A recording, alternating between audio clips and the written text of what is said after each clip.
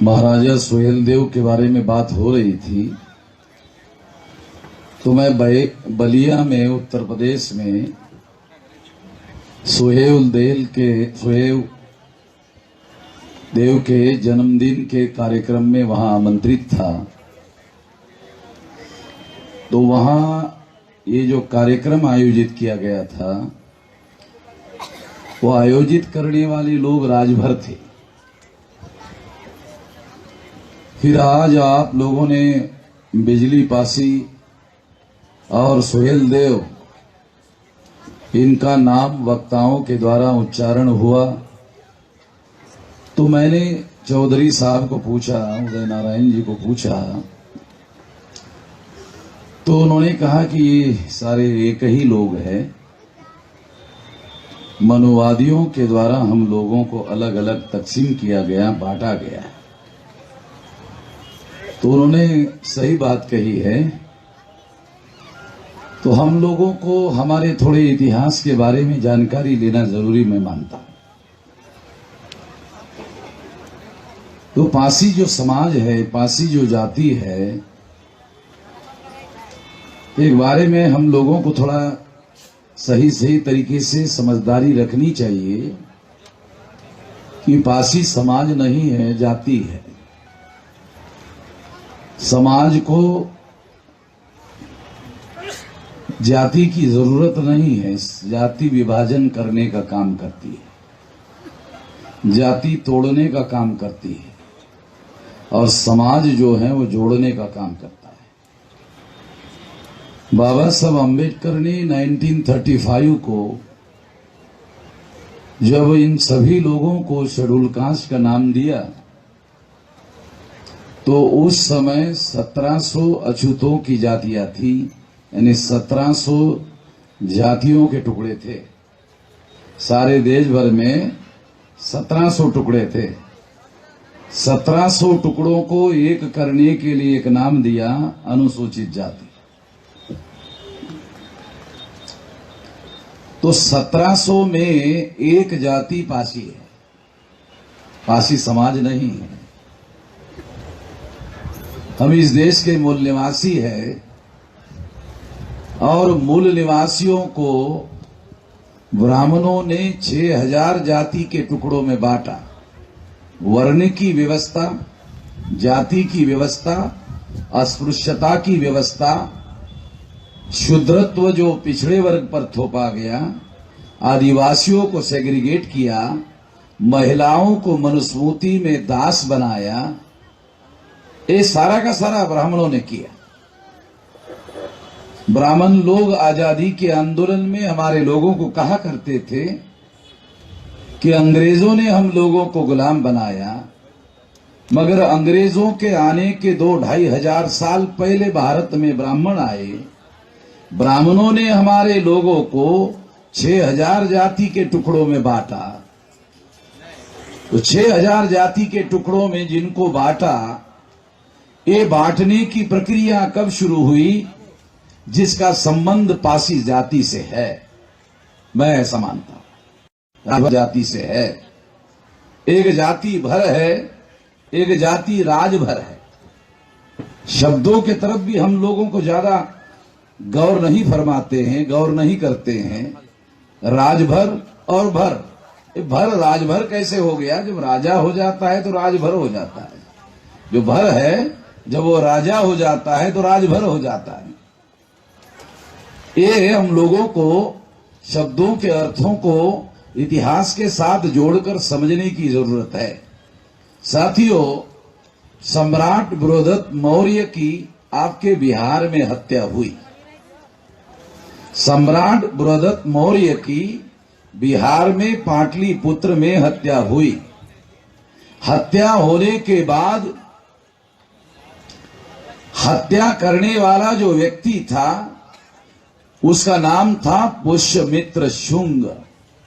एक पुष्यमित्र शुंग ब्राह्मण था जिसने सम्राट बृहदत्त मौर्य की हत्या की। और हत्या करने के बाद ये वाराणसी गया, वाराणसी से फैजाबाद गया, और फैजाबाद के 7 किलोमीटर अंतर पर जो साकेत था, वहां पर पुष्यमित्र शुंग ने अयोध्या नाम का राजधानी बनाई। इतिहास में अयोध्या पुष्यमित्र शुंग की राजधानी है, और रामायण में जिसे पुष्यमित्र शुंग के दरबार में वाल्मीकि राजकवि थे, उन्होंने वाल्मीकि जो राजकवि थे पुष्यमित्र शुंग के दरबार में, उन्होंने पुष्यमित्र शुंग को सामने रखकर रामायण लिखी। तो रामायण का राम कोई और नहीं है, पुष्यमित्र शुंग ही है। इतिहास समझने की बहुत जरूरत है। जब सम्राट बृहदत्त मौर्य की हत्या कर दी गई तो ये साम्राज्य सारी देश भर में, अफगानिस्तान की जो बॉर्डर है वो रशिया को लगा हुआ है। बृहद भारत का नक्शा देखो मौर्य कालीन, अब पढ़ते होंगे तो आपको पता होगा। ये जो सम्राट बृहदत्त मौर्य है, इसका संबंध पासियों से है। आप लोग शायद पहली बार ही सुन रहे होंगे ये बात, मगर यही बात मैं समझाना चाहता हूं। नवल योगी जो डिप्टी डायरेक्टर थे भारतीय पुरातत्व विभाग के, आर्कियोलॉजिकल सर्वे ऑफ इंडिया, तो उन्होंने किताब लिखी the Nagas the ancient rulers of India. The Nagas the ancient rulers of India. तो इस देश में जो नाग लोग थे, उन्होंने ये साम्राज्य स्थापित किया। ये जो मौर्य साम्राज्य है, ये नाग साम्राज्य है, ये नागों का साम्राज्य है, और पासी नाग लोग हैं। आप जो पढ़े लिखे लोग हैं, उन लोगों को पढ़ने की जरूरत है, इतिहास जानने की जरूरत है। पासियों को क्रिमिनल ट्राइब्स क्यों अंग्रेजों ने घोषित किया? जानते हो क्या कारण था? मार्शल लोग हैं, लड़ाकू लोग हैं, इस वजह से इनको उन्होंने, और ये इतिहास में ब्राह्मणों ने संस्कृत साहित्य में लिखा नाग लोगों के बारे में। महाहरि, संस्कृत का शब्द है महाहरि, महान दुश्मन, महान शत्रु, नागों के बारे में। और जब ये नागों का साम्राज्य बिखर गया, बिखरने के बाद में अलग अलग जगह जो शक्तिशाली नाग लोग थे, उन्होंने अपने अपने क्षेत्र में अपना अपना राज्य स्थापित किया। उसी के तहत बिजली पासी, उसी के तहत सुहेल देव राजा बने। इतिहास थोड़ा पढ़ने की जरूरत है, थोड़ा ठीक से पढ़ लीजिएगा। और ये इतिहास अगर कोई ब्राह्मण गलत साबित कर दे, हमसे तो कोई बहस नहीं करता ब्राह्मण आज तक, 20 साल से हम चुनौती दे रहे हैं, हमसे किसी ब्राह्मण ने आज तक बहस नहीं की। हमने कहा कि चुनाव तुम्हारे ही चैनल पर बुला लो, हमारा तो कोई चैनल है नहीं। और 10 ब्राह्मण लखो हमारे विरोध में चैनल पर, हम अकेले ही वामन आते हैं, तुम ब्राह्मण लखो 10, हम अकेले आते हैं। तो मैं ये इसलिए भी आप लोगों को थोड़ा बताना चाह रहा हूं। आप लोगों ने बुद्ध की एक मूर्ति देखी होगी जिसको नाग लोगों ने छत्र धारण किया। मूर्तियों के भी पुरातत्व में अर्थ होते हैं। हमारे इतिहास के कोई विद्यार्थी होंगे तो उनको समझ में आता होगा। चौधरी जी, पुरातत्व के अर्थ होते हैं। जो मूर्तियां होती हैं उसके बारे में हिस्ट्री के जो ज्ञाता लोग हैं वो कहते हैं पुरातत्व जो है इतिहास का फाइनल एविडेंस माना जाता है। पुरातत्व के बारे में फाइनल एविडेंस, इसका कोई प्रतिवाद नहीं होता है। तो बुद्ध की एक मूर्ति है और उस मूर्ति को नागों के द्वारा छत्र धारण किया हुआ है। छत्र, ऐसा छत्र धारण किया हुआ है। मैं तो आपको केवल एग्जाम्पल दे रहा हूं, आप ज्यादा जानकार है, मैं केवल व्याख्या कर रहा हूं। आप मेरे से ज्यादा जानकार है, आपने इस दृष्टि से नहीं देखा होगा। आपके पास नजर है, नजरिया नहीं है। आपके पास नजर है, नजरिया नहीं है। मेरे पास नजर भी है और नजरिया भी है, तो व्याख्या कर रहा हूं, इंटरप्रेट कर रहा हूं, ताकि हमारे पढ़े लिखे लोगों को अपने इतिहास की मूल पहचान हो जाए। इतिहास की पहचान होने से जानते हो क्या हो, कि हम अपने विरासत से जुड़ जाएंगे। विरासत बहुत बड़ी पूंजी होती है। हमारे अछूत लोगों के मन में, शूद्रों के मन में ब्राह्मणों ने हीन भावना भरी है। अगर हीन भावना खत्म करना चाहते हो, अपने विरासत से अपने को जोड़ो, अपनी महान विरासत से अपने को जोड़ो। अगर आप अपनी महान विरासत से अपने को जोड़ोगे तो आपके अंदर की हीन भावना खत्म हो जाए।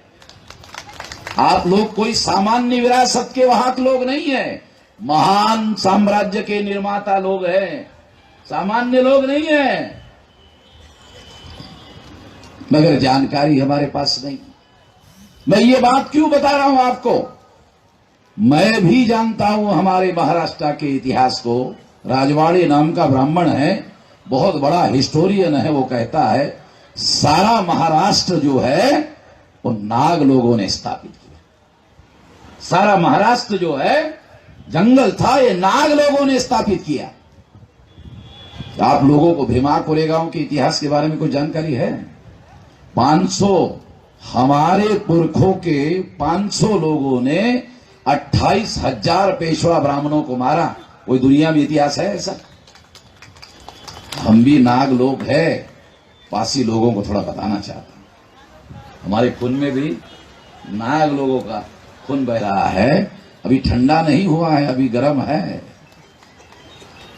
आपको बताना चाहता हूं, हमारे लोगों के नामों में नाग शब्द लगता था, नाम में ही नाग लगता था। और भीमा कोरेगांव में अंग्रेजों ने जो विजय स्तंभ बनाया है, उसके नाम में लिखे हुए नाम। काल्पनिक बातें नहीं बता रहा हूं, हिस्टोरिकल बातें बता रहा हूं, इतिहास के आधार पर। तो इस देश में एग्जाम्पल के लिए बताया। अभी ये गया में, आप जब गया के मंदिर में जाओगे तो उसमें एक सांप दिखाया जाता है, मुचलिंद। सांप नहीं है भाई, ये ब्राह्मण लोगों ने सारा उल्टा पुल्टा करके रखा हुआ है। ये जो नाग लोग तो सांप लोग नहीं थे, मनुष्य योनि है ना हमारी मनुष्य योनि है ना, सांप नहीं है। महाभारत में तक्षक नाम आता है, कभी सुना होगा शायद आपने से। तक्षक ये नागों का राजा था। और जब कौरवों ने सुई के अग्रभाग पर टिकने वाली जमीन देने से पांडवों को इनकार किया, तो पांडव वहां से निकलकर इंद्रप्रस्थ के जमीन की तरफ गए। वो इंद्रप्रस्थ जमीन के मालिक कौन थे? नाग थे। नागों लोगों के साथ में पांडव लोगों की लड़ाई हुई। थोड़ा इतिहास पढ़ना जरूरी है, इतिहास जानना जरूरी है, तो आपको पता चलेगा। जब नाग लोग योद्धा लोग थे, कर्ण के पास गए कि पांडवों के विरोध में हम आपका साथ देना चाहते हैं, तो कर्ण ने कहा कौरव और पांडवों की हमारी आपसी लड़ाई है, तुम बाहरी लोग हो, तुम्हारी मदद नहीं देंगे। महाभारत में लिखा हुआ है, थोड़ा पढ़ लेना। तुम बाहरी हो, तुम्हारी मदद नहीं चाहिए, ये हमारा आपसी लड़ाई का मामला है, हम देख लेंगे।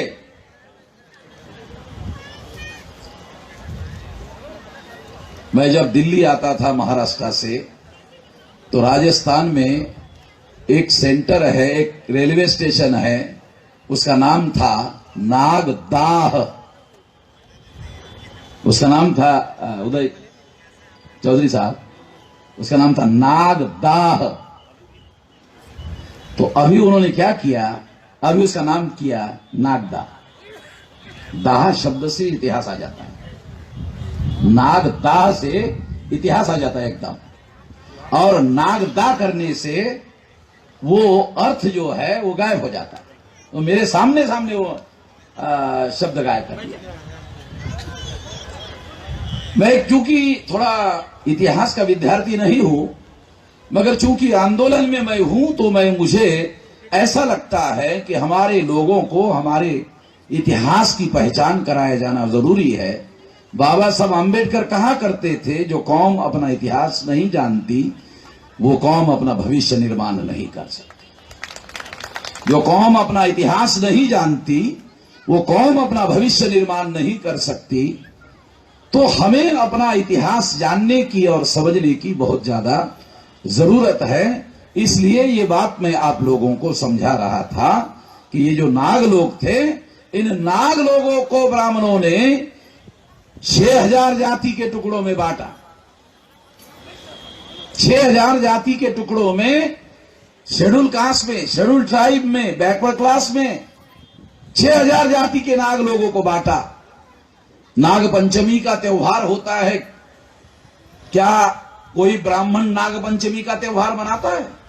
हमारे महाराष्ट्र में कोई ब्राह्मण नाग पंचमी का त्योहार नहीं मनाते हैं। सारा का सारा हमारे एससी ओबीसी लोग जो है वो लोग नाग पंचमी का त्योहार मनाते हैं। तो उसकी कोई हिस्टोरिकल वजह थी, उस समय हमें समझ में नहीं आता था। हमारे गांव में, मैं देहात का रहने वाला, हमारे गांव में शेड्यूल कास्ट के बैकवर्ड क्लासेस के जो नौजवान लड़के हैं, वो कान में पीतल की या तांबे का एक नाग बनाते थे और वो वहां कान में डालते थे उसको। हमारे समय में, जवानी के समय हमने देखा। अभी नए जो पढ़े लिखे लोग हैं वो नहीं डालते, मगर जो अनपढ़ लोग होते थे उन लोग वो अपने कान में नाग पीतल का, या क्योंकि सोने का डालने की पैसा नहीं है, तो पीतल जो आसानी से उसको झुकाकर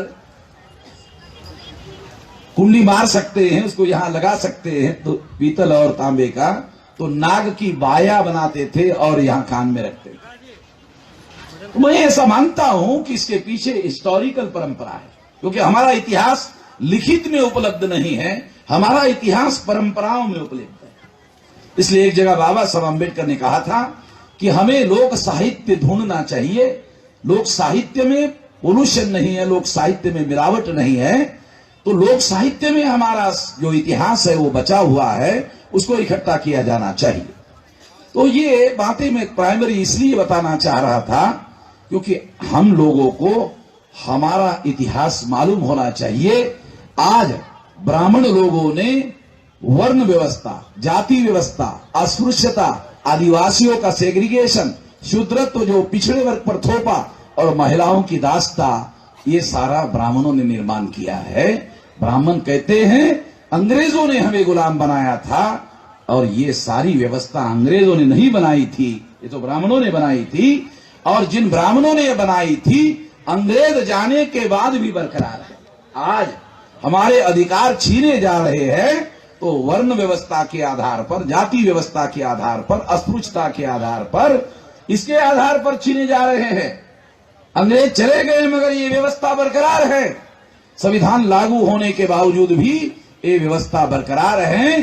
तो उसकी वजह यह है कि इन लोगों ने हमारे लोगों को 6000 जाति के टुकड़ों में बांटा। आजादी के आंदोलन में ब्राह्मण हमारे लोगों को कहा करते थे कि अंग्रेजों का एक नियम था, बांटो और राज करो। बांटो और राज करो, बात सही थी कि उन्होंने, अंग्रेजों ने हिंदू और मुसलमान में लोगों को बांटा था, 2 हिस्सों में बांटा था, मगर ब्राह्मणों ने हम लोगों को 6000 हिस्सों में बांटा। अंग्रेजों ने हिंदू और मुसलमान में बांटा, ब्राह्मणों ने 6000 टुकड़ों में बांटा।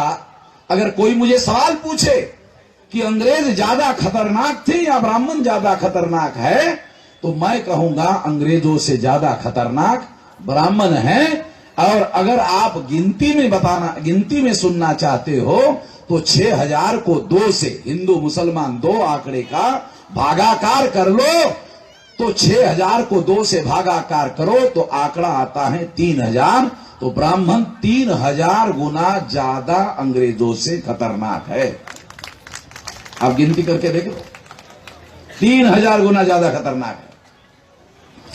ब्राह्मणों की संख्या भारत में 3.5% है।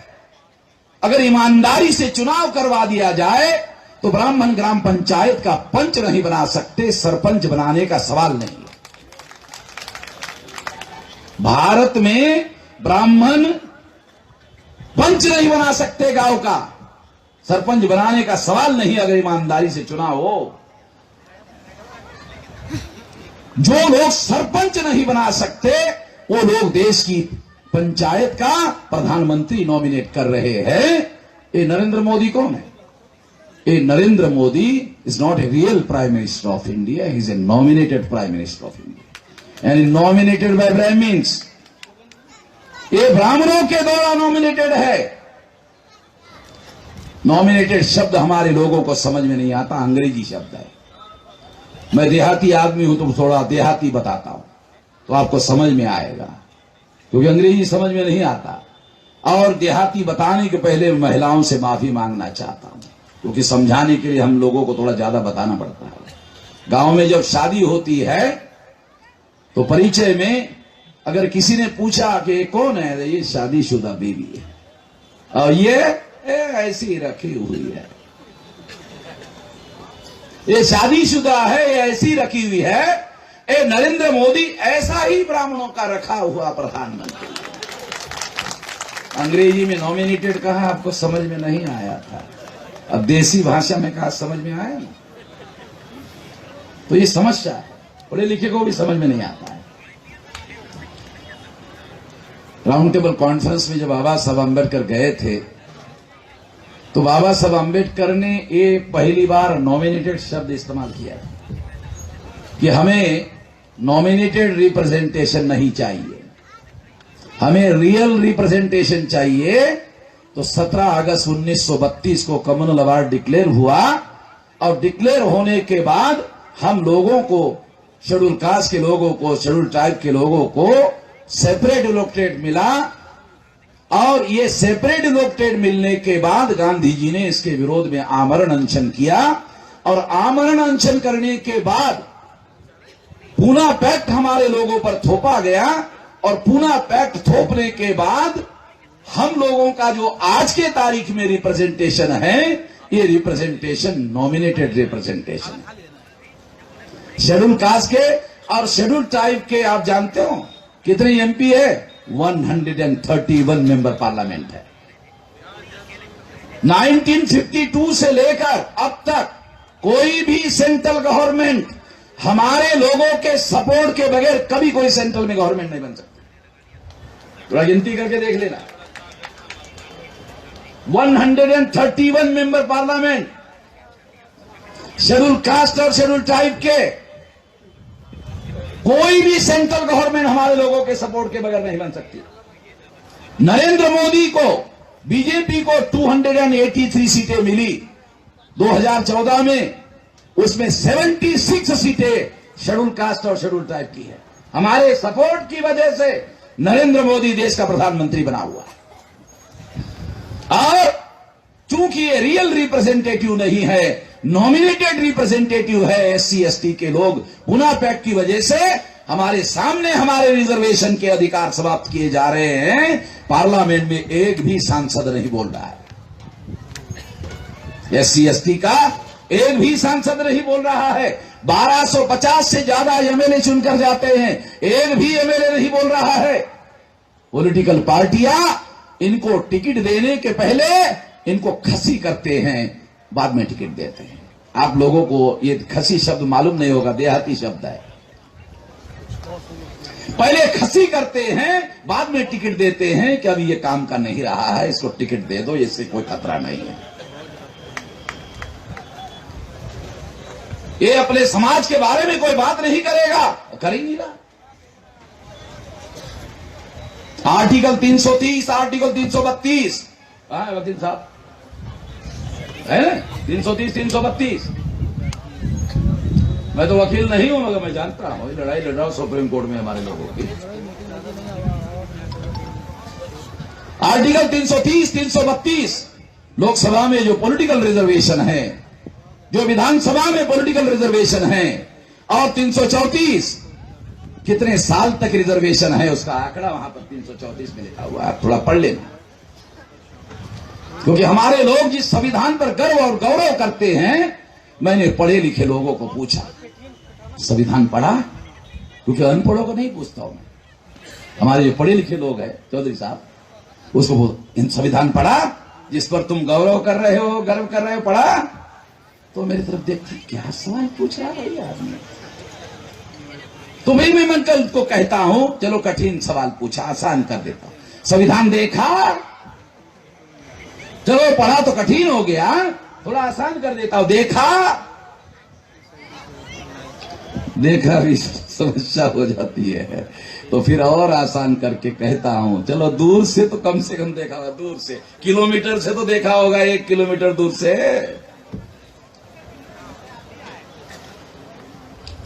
तो संविधान में हम लोगों के लिए जो भी प्रावधान है, जो भी प्रोविजन है, उसके तहत हमारे लोग चुनकर जा रहे हैं 131 मेंबर पार्लियामेंट, चाहे कांग्रेस की सरकार हो चाहे बीजेपी की सरकार हो, हमारे सपोर्ट के बगैर सेंट्रल में किसी की कोई सरकार नहीं बन सकती।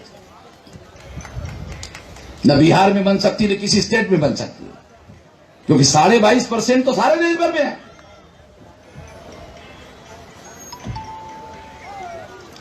इसलिए साथियों, और ये 330, 332 में जो प्रावधान है, प्रोविजन है, पार्टी लेवल पर बैकवर्ड क्लासेस के लोगों के लिए है कि इन लोगों को रियल रिप्रेजेंटेशन नहीं मिलना चाहिए, इन लोगों को रियल रिप्रेजेंटेशन नहीं मिलना चाहिए, क्योंकि रियल रिप्रेजेंटेशन अगर मिल गया तो विधानसभा में बोलेगा, लोकसभा में बोलेगा। इसलिए उदय नारायण चौधरी को संसद में भेजिए तो फिर देखिए कैसे बोलेंगे। किसी को भी आप खसी किए हुए आदमी को भेजेंगे तो बोलेगा कैसे भाई? टिकट बाद में मिलता है उसको, खसी पहले करते हैं। तो इसलिए बैकवर्ड क्लासेस के जो लोग हैं, 52% जो लोग हैं, उनके लिए कोई 330, 332 प्रावधान नहीं है। पार्टी लेवल पर बैकवर्ड क्लासेस के लोगों को यह प्रावधान लागू कर दिया गया है। इसलिए 2011 की बात आपको बताता हूं। 2011 में जब ओबीसी की जाति आधारित गिनती का मामला आया था, 8.5 मुख्यमंत्री थे ओबीसी के। आप बोलेंगे या तो 8 बोलो या तो 9 बोलो भाई, 8.5 क्यों बोल रहे हो? अब सुशील कुमार मोदी उप मुख्यमंत्री है, आधा ही ना है भाई, पूरा नहीं है। तुम आधा ही ना गिनती में सर आप बोलना पड़ेगा। अब आधे को पूरा कैसा गिनूं? आधे को आधा ही ना गिनना पड़ेगा, आधे को पूरा थोड़ी गिना जा सकता है, गिनती तो बराबर करनी पड़ेगी ना। 8.5 मुख्यमंत्री देश में उस समय थे।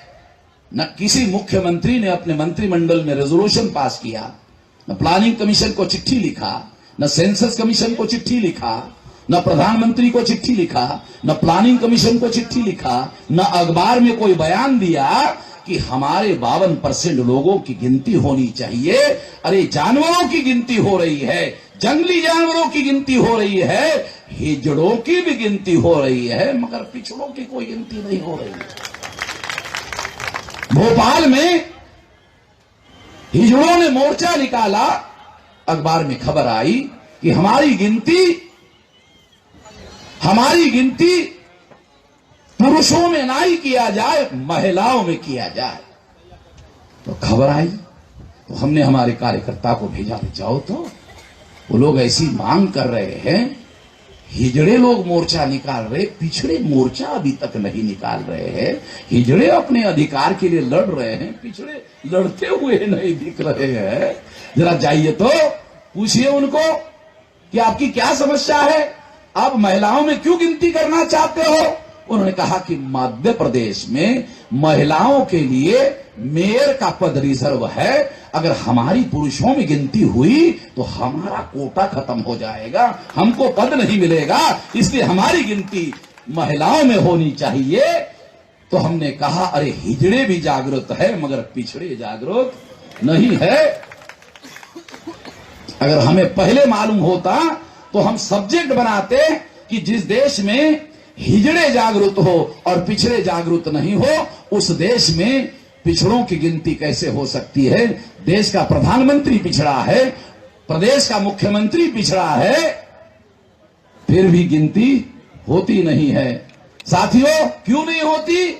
रियल रिप्रेजेंटेशन का मामला है। असली समस्या क्या है? रियल रिप्रेजेंटेशन का मामला है।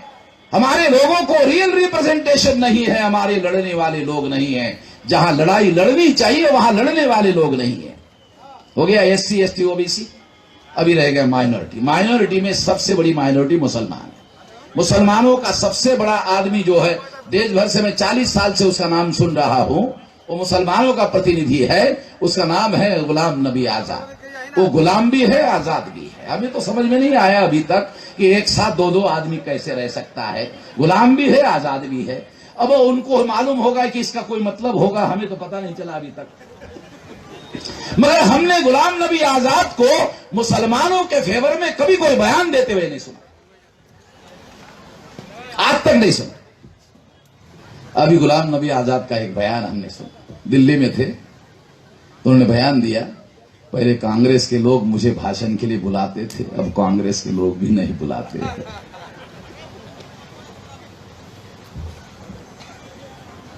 तो परिस्थितियां देश की बहुत ज्यादा बदल रही है। अभी 22 लोग मुसलमानों के पार्लियामेंट में हैं, लगभग 82 होना चाहिए था, 22 है। एक भी नहीं बोलता है, एक भी नहीं बोलता। इसका मतलब है संख्या है, प्रतिनिधित्व नहीं है।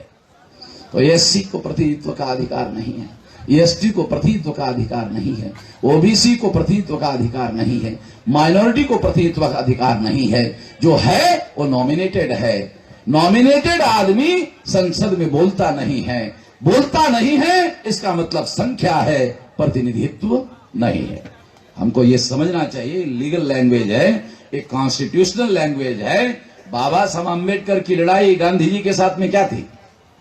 किसी को पता है क्या? बाबा साहब अम्बेडकर के ढोर डंगर गांधी जी के खेती में जाके चरते थे, और गांधी जी के ढोर डंगर बाबा साहब अम्बेडकर के खेती में जाके चरते थे। दोनों के पास खेती नहीं थी, दोनों के पास ढोर डंगर नहीं थे, दोनों बैरिस्टर थे। तो कोई निजी झगड़ा तो था नहीं। झगड़ा यह था कि हमारे लोगों को रियल रिप्रेजेंटेशन का अधिकार मिले या ना मिले। यह झगड़े का मूल कारण था। ये झगड़े का मूल कारण था जिसकी वजह से राउंड टेबल कॉन्फ्रेंस में बाबा साहब अम्बेडकर की और गांधी जी की लड़ाई हुई। और बाबा साहब अम्बेडकर अपने लड़ाई में जीत गए, और जीतने के बाद गांधी जी ने आमरण अनशन का हथियार निकालकर वो सारा का सारा अधिकार छीन लिया। इसलिए मैं कहते रहता हूं कि आजादी का आंदोलन नहीं था। जिस आजादी के आंदोलन के रहनुमा ने हमारे हक अधिकार छीनने के लिए उपवास किया हो, उस आजादी के आंदोलन के रहनुमा का आजादी के आंदोलन करने वाला नेता था, मैं मानने के लिए तैयार नहीं हूं। मैं इस बात को मानने के लिए बिल्कुल भी तैयार नहीं हूं। इस बात को, इस इतिहास को जानने की, समझने की जरूरत है। आज परिस्थिति क्या है? 26 जनवरी 1950 को संविधान लागू हुआ। 1952 को प्रथम लोकसभा का चुनाव घोषित हुआ। पंडित जवाहरलाल नेहरू कांग्रेस पार्टी के प्रधानमंत्री थे और कांग्रेस पार्टी के प्रेसिडेंट भी थे। उन्होंने 3.5% ब्राह्मणों को 60% टिकटें दी। 47% ब्राह्मण चुनवा कर लाए। भारत के प्रथम संसद पर ब्राह्मणों का कब्जा करवाया, और कब्जा करवाने के बाद उन्होंने ऐसे ऐसे कानून बनाए, ऐसे ऐसे कानून बनाए, कानून बनाकर आज हैरान हो जाओगे सुनकर कि जिनकी 3.5% संख्या है, उनकी भारत में 5-5 नेशनल लेवल की पार्टियां हैं। मैं तो कभी नहीं पूछता हूं कि अनपढ़ लोगों को यह पता है या नहीं है। मैं तो ये कहता हूं, पढ़े लिखों को पता है कि ब्राह्मण जिनकी संख्या 3.5% है, उसकी 5-5 नेशनल लेवल की पार्टियां हैं। शेड्यूल कास्ट के लोग ब्राह्मणों के पार्टी को टिकट मांगते हैं, शेड्यूल ट्राइब के लोग ब्राह्मणों के पार्टी को टिकट मांगते हैं, ओबीसी के लोग ब्राह्मणों के पार्टी को टिकट मांगते हैं, माइनॉरिटी के लोग ब्राह्मणों के पार्टी को टिकट मांगते हैं, क्षत्रिय लोग ब्राह्मणों के पार्टी को टिकट मांगते हैं। क्षत्रियों की भी कोई पार्टी नहीं है जिनकी 6% संख्या है। वैश्यों की भी कोई पार्टी नहीं है। अभी दिल्ली में केजरीवाल ने बनाई है। अमर सिंह ने उत्तर प्रदेश में पार्टी बनाने की कोशिश की, वो आदमी महान अमर हो गया मगर पार्टी नहीं बना पाया। उनको भी टिकट मांगना पड़ता है। इस देश में किसको अगर टिकट नहीं मांगना पड़ता है तो केवल ब्राह्मण है जिसको टिकट नहीं मांगना पड़ता है, क्योंकि उनकी अपनी पार्टियां हैं। 1885 को चटर्जी, मुखर्जी, बैनर्जी, गोखले, तिलक, आगरकर इन्होंने कांग्रेस बनाई। 1925 को आरएसएस बनी। 1925 को भारत की कम्युनिस्ट पार्टी बनी। श्रीपाद अमृत डांगे, कोकनस्थ ब्राह्मण, जिसे महाराष्ट्र के लोग कोबरा ब्राह्मण कहते हैं। तीसरी पार्टी ईएमएस नंबूद्रीपाद, केरला का नंबूद्री ब्राह्मण, उसने बनाई मार्क्सवादी कम्युनिस्ट पार्टी। चौथी पार्टी भारतीय जनता पार्टी। ये बनने के पहले आरएसएस ने जनसंघ बनाया। जनसंघ का पहला राष्ट्रीय अध्यक्ष आरएसएस ने बनाया था श्यामा प्रसाद मुखर्जी, बंगाली ब्राह्मण। वो पार्टी 77 में पंडित अटल बिहारी वाजपेयी, अडवाणी ने जनता पार्टी में विलीन की। 80 में उनका जनता पार्टी में झगड़ा हुआ, बाहर आए, नई पार्टी बनाई, पार्टी का नाम रखा भारतीय जनता पार्टी। ब्राह्मण भारतीय जनता नहीं है, विदेशी जनता है। डीएनए के अनुसार, मैं नहीं कह रहा हूं, डीएनए कह रहा है कि ब्राह्मण डीएनए के अनुसार विदेशी प्रजा है। इस विदेशी प्रजा ने पार्टी बनाई भारतीय जनता पार्टी। बड़ी सारी हैरान करने वाली बात है। जो विदेशी प्रजा है उन्होंने पार्टी का नाम रखा भारतीय जनता पार्टी, भारतीय लोगों को बेवकूफ बनाने के लिए। पांचवी पार्टी का नाम है तृणमूल कांग्रेस। ममता बनर्जी बंगाल की मुख्यमंत्री है। राष्ट्रीय पार्टी पिछले साल अक्टूबर महीने में हुई। तो ये 5 पार्टी, 5 नेशनल लेवल की पार्टियां हैं।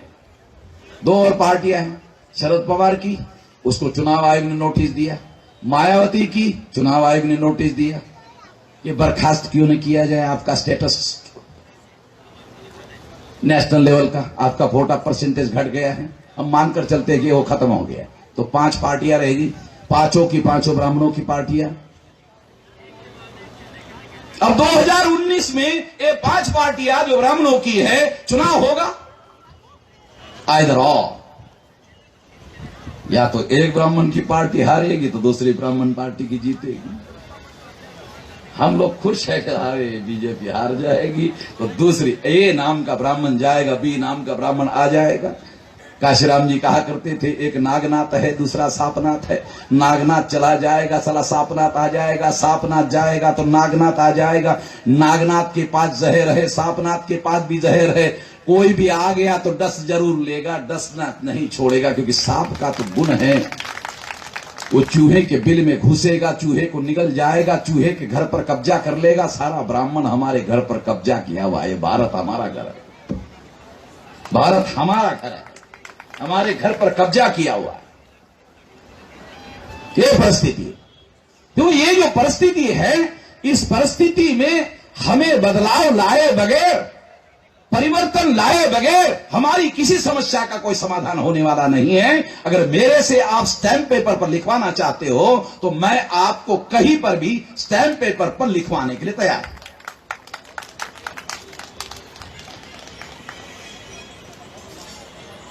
लोकतंत्र 4 पिलर पर खड़ा है सारे दुनिया का।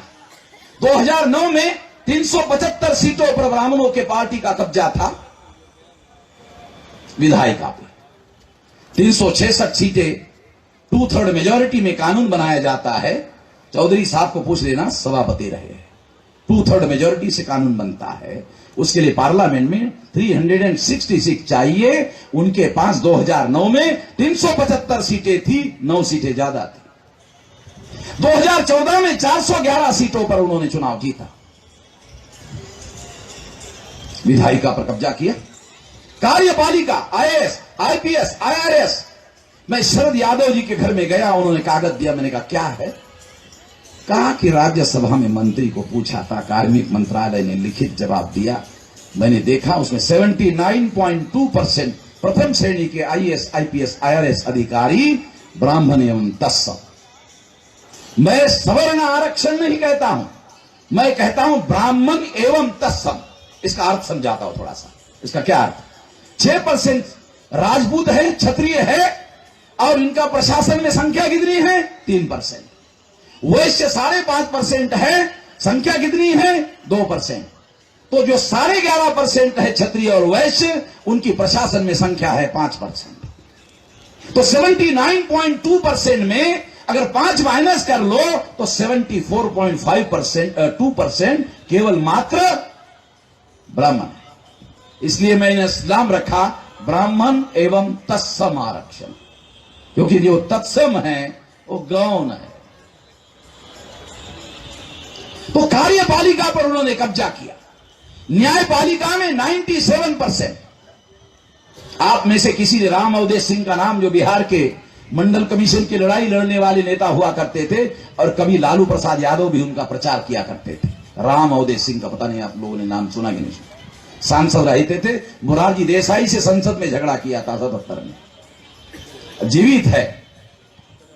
साथियों, उन्होंने मुझे कहा कि बिहार में एक ब्राह्मण ने मैजिस्ट्रेट की परीक्षा दी, फेल हो गया, उसको जुडिशरी में बैठे हुए लोगों ने हाईकोर्ट का जज बना दिया। वो बाद में चीफ जस्टिस हो गया। और आगे कहा, जानकार थे, आगे कहा उसने अपनी जिंदगी में एक भी रिपोर्टेड जजमेंट, क्योंकि बहुत सारे यहां के हमारे लोग हैं, इनको ज्यादा समझ में नहीं आता। रिपोर्टेड जजमेंट केवल वकील को समझ में आता है, बाकी दूसरे लोगों को भी समझ में नहीं आता। इतना आसान नहीं है बातें समझना। पढ़े लिखे लोगों को भी रिपोर्टेड जजमेंट किसको बोलते हैं ये भी समझ में नहीं, इतना आसान नहीं है। जज साहब यहां है। जो आदमी मैजिस्ट्रेट की परीक्षा फेल हो गया था, वो हाईकोर्ट का जज हो गया, चीफ जस्टिस हो गया। क्यों? क्योंकि तहसीलदार बनने के लिए, नायब तहसीलदार बनने के लिए परीक्षा देनी पड़ती है। हाईकोर्ट का जज बनने के लिए, सुप्रीम कोर्ट का जज बनने के लिए कोई एग्जामिनेशन तो केवल नॉमिनेट कर देते हैं। परिस्थितियां समझने की कोशिश करो। संविधान आपके समर्थन में है, व्यवस्था आपके विरोध में। संविधान आपके समर्थन में है, व्यवस्था आपके विरोध में है। बारीकियां शॉर्ट में समझा रहा हूं, नहीं तो मुझे दिन भर बोलना पड़ता है। 10 बजे शुरू करता हूं तो 8 बजे तक बंद करता हूं, तब समझ में आता थोड़ा सा।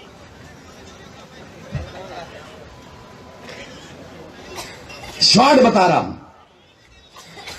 संक्षेप में बता रहा हूं। तो इस तरह से परिस्थितियां हमारे लिए बहुत ज्यादा जटिल है, और अगर परिस्थितियां बहुत ज्यादा जटिल है तो इसे बदलने के लिए हमको जटिल प्रयास करने की जो जरूरत है। 97% कब्जा सुपीरियर जुडिशरी पर, हाई कोर्ट और सुप्रीम कोर्ट पर कब्जा है। चौथा पिलर है मीडिया। मीडिया 4 प्रकार का है। इलेक्ट्रॉनिक मीडिया, ब्राह्मण बनिया का कब्जा। प्रिंट मीडिया, अखबार और किताबें छापता है, इस पर भी कब्जा। और ट्रेडिशनल मीडिया, मुरारी बापू, आसाराम बापू, डोंगरे महाराज, ओझा महाराज, बाजा महाराज, राजा महाराज, एलियदर महाराज, बचा खुचा महाराज है कोई तुम्हारा लोगों का? सारा का सारा कब्जा है। कौन पूछेगा भाई तुम लोगों को? तुमको पूछने वाला है कौन? तुम पुलिस चौकी के इंचार्ज के पास जाओ एफआईआर दाखिल करने के लिए। एफआईआर दाखिल करने के लिए गए वाला आदमी के ही पिछवाड़े पर डंडा लगाया जाता है। काल्पनिक बातें नहीं कह रहा हूं, लड़ाई लड़ रहा हूं इसलिए बता रहा हूं। हमारे ही आदमी पर डंडा लगाया जाता है। अगर मुसलमान हो तो फिर तो उसको अंदर डाल देते हैं, दफा बाद में लिखते हैं। पहले अंदर डालते हैं, बाद में कांस्टेबल इंस्पेक्टर को पूछता कौन सा दफा में डाले अंदर। अंदर डालने के बाद कहता है कि सरकारी कामों में हस्तक्षेप कर रहा था, हाँ डाल साल जमानत हो गया है, देखा जाएगा। जमानत तक तो अंदर ही रहेगा। जमानत लेना भी तो आसान नहीं है। तो इस तरह से सारा का सारा कब्जा जो है इन लोगों का है। और उसके बाद में ये तीसरा जो मीडिया है, ये तीसरा मीडिया है। चौथा मीडिया वोकल मीडिया। जैसे मैं माइक पर बोल रहा हूं, भाषा का उपयोग कर रहा हूं, तो ब्राह्मण आपस में बात करते क्या बोलते, अरे इनको हिंदी कहां बोलना, ये तो अवधी बोलते हैं, मगही बोलते हैं, भोजपुरी बोलते हैं, इनको हिंदी कहां आता है भाई? इनको हिंदी कहां आता है? अरे तो मगही, अवधी और भोजपुरी बोलते, कहां हिंदी आता है? और जब बोलते हैं तो ग्रामर इनका कोई ठिकाने नहीं होता। आपसी बात बता रहा हूं, आप लोगों को समझ में आए इसलिए बता रहा हूं कि ये जो वोकल मीडिया, इस पर भी इन्हीं लोगों का कब्जा है। सारे मीडिया पर कब्जा, लोकतंत्र के चारों पिलर पर उन्होंने कब्जा किया हुआ है। अगर लोकतंत्र के चारों पिलर पर ब्राह्मणों ने कब्जा किया तो कहां है लोकतंत्र? ये तो ब्राह्मण तंत्र है। कहां है लोकतंत्र? मैं चुनौती देकर कहता हूं, कहां है लोकतंत्र? मैंने जब एक कार्यक्रम में कहा तो कुछ बैकवर्ड क्लासेस के लोग कार्यक्रम समाप्त होने के बाद मिले कि मिश्राम जी, आपने एक बात गलत कहा है। मैं कौन सी? आपने कहा कि लोकतंत्र नहीं है। आपको पता है देश में बार बार चुनाव होता है और चुनाव बार बार होने के बावजूद भी कहते हो लोकतंत्र नहीं है।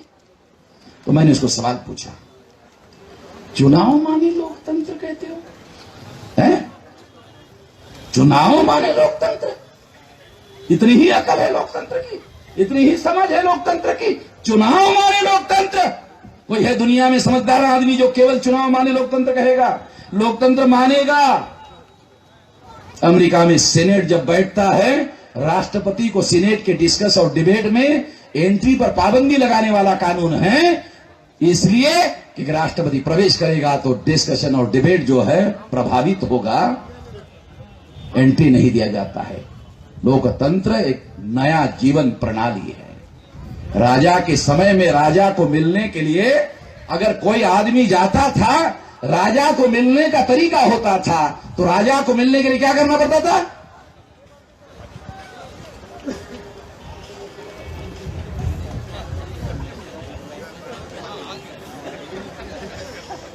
होता था कि नहीं?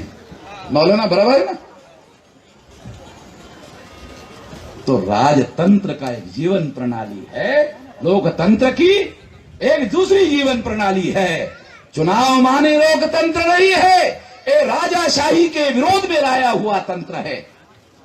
राजाशाही में राजा का एकाधिकार था, लोकतंत्र में ब्राह्मण का एकाधिकार हो गया है। एकाधिकार अगर ब्राह्मण का हो गया है तो कहां है लोकतंत्र? एकाधिकार के विरोध में है लोकतंत्र। इसलिए बदलना होगा, इस परिस्थिति को बदलना होगा और डेमोक्रेसी को रिप्रेजेंटेटिव डेमोक्रेसी में रूपांतरित करना होगा। इसके लिए हमारी अपनी लड़ाई होनी चाहिए, हमारा अपना आंदोलन होना चाहिए, हमारा आंदोलन राष्ट्रव्यापी होना चाहिए। यदि हमारा आंदोलन राष्ट्रव्यापी नहीं हुआ तो आप लोग केवल मांगने वाले रहोगे।